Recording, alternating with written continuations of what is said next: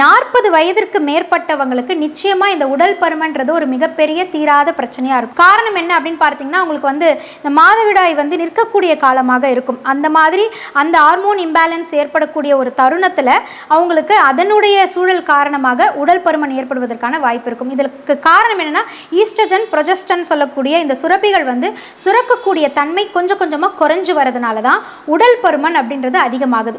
So இதை என்ன பண்ணலாம், இது இப்படி தான் ஆகுமா, அப்போ 40 வயசுக்கு மேலே ஆயிடுச்சுன்னா குண்டாக தான் இருப்போம், வேறு வழி கிடையாது அப்படின்றது கிடையவே கிடையாது. நம்மளுடைய வாழ்க்கை முறையை நம்ம கொஞ்சம் அப்படியே மாற்றிக்கிட்டோம்னா நிச்சயமாக இந்த உடல் பருமனிலிருந்தும் நம்மளால் விடுபட முடியும்.